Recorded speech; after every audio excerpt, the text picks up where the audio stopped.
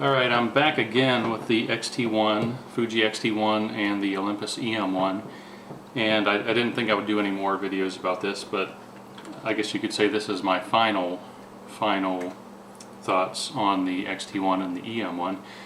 So basically the conclusion that I've come to is that the X-T1, the Fuji X-T1 is really the one that I'm most happy with, and I'm going to sell the Olympus E-M1. And you know, the E-M1 is a great camera. It's very very well built, full featured. You know, it's got, you know, great image stabilization built into the body. You know, the image quality is great, although it's not as good as the larger APS-C size sensor or the full frame sensor, that's obvious, but it's really not that far off. And lots and lots of good lenses for it.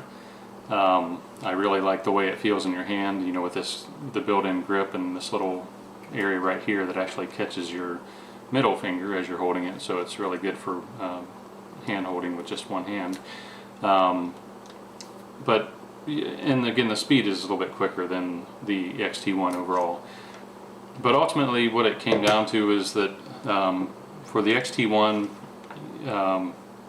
you know, I really do love all the buttons and dials. You know, it may seem like I don't want to say gimmick to some people, but some people sort of dismiss that, you know, that you don't really, you still have easy access to shutter speed and aperture through, you know, a front and rear command dial on the camera, like a DSLR or the E-M1, and that's true. Actually, it may sound silly, but if there was a way to actually program the X-T1 to have, you know, aperture on the front dial, shutter speed on the rear dial, I would love to be able to set it up that way. But as it is, oh, here comes Tomcat. Watch out, Tommy.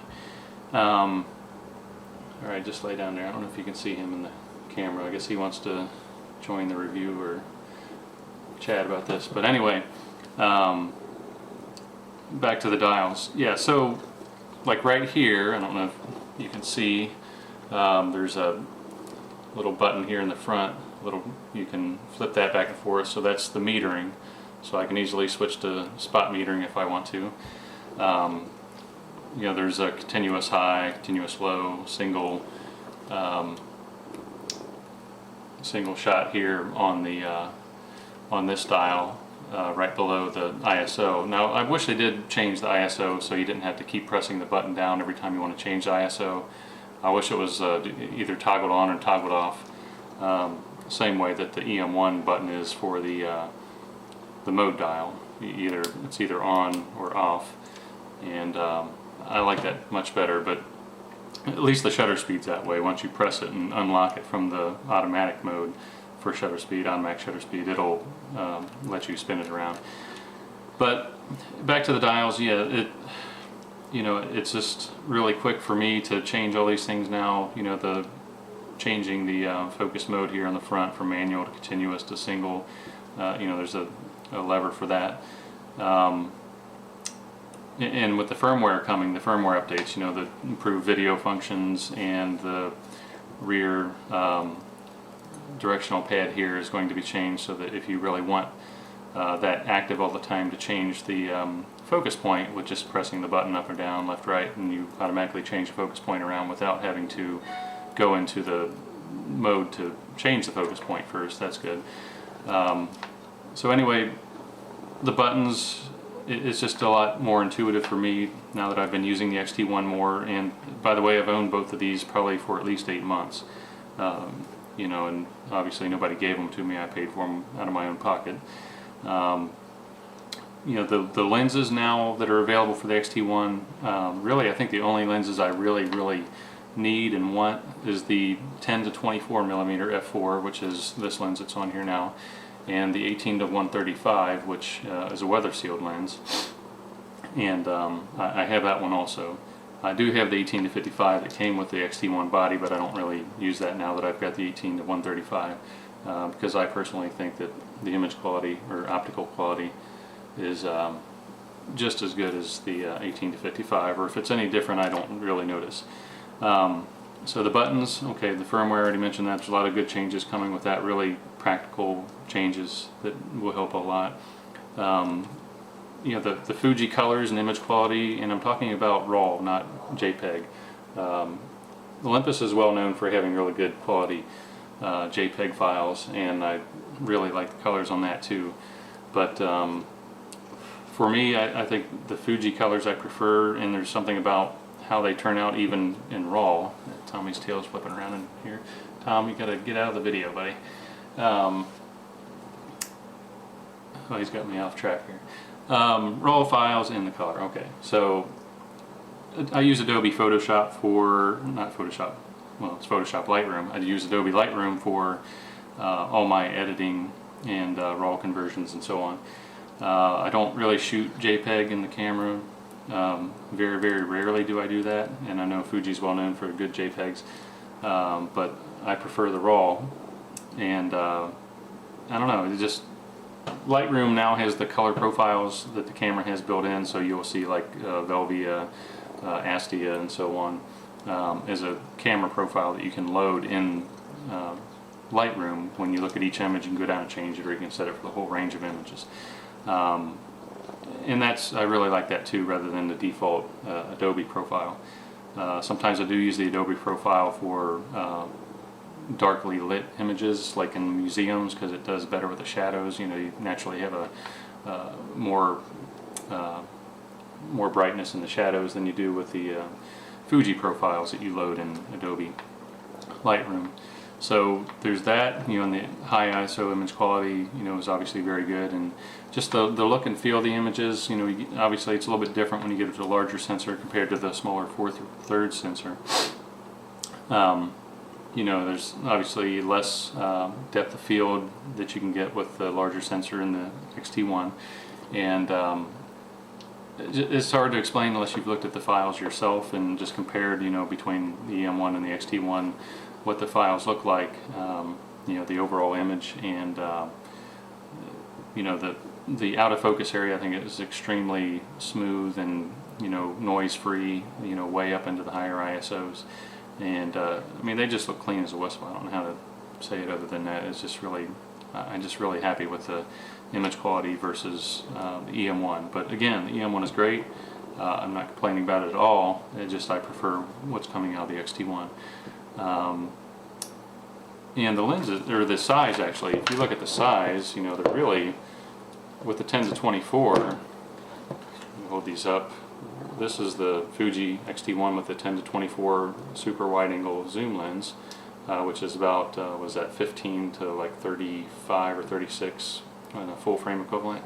And then this is the Olympus 12 to 40 millimeter professional weather sealed lens. So that's a 12, so that's 24 to 80 millimeter equivalent on a full frame.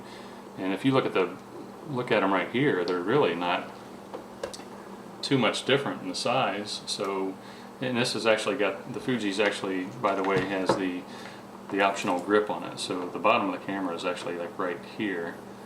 So it does add this extra grip here in the front, and some, you know, it adds to the height of the camera too, which is good for when you've got the 10 to 24 on with the lens hood. It really just kind of flattens it all out on the bottom. Otherwise, the lens hood would be thicker than the camera body, so it wouldn't sit flat on the table when you sat it down. It's pretty much level now, but if you had didn't have the grip on there, it would be kind of sitting up a little bit like that. But the size, you know, there's really not too much different in the size, and actually the X-T1 with the 18 to 55, and I know that's not a weather sealed lens compared to the Olympus lens that is weather sealed, the X-T1's actually lighter, if you can believe that, but it actually is. And even with the 18 to 135 on the Fuji, when I got that mounted on there, it's only about like 5 ounces heavier than the E-M1 with the 12 to 40 on it.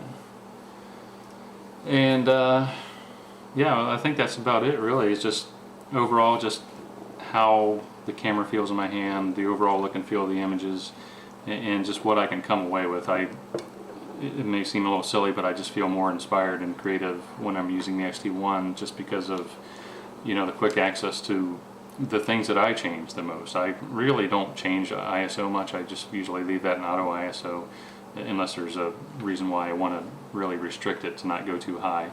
You know, changing the aperture is really quick. Shutter speed's obvious, you know, right there. But really, mostly what I use is the exposure compensation that's right on top here.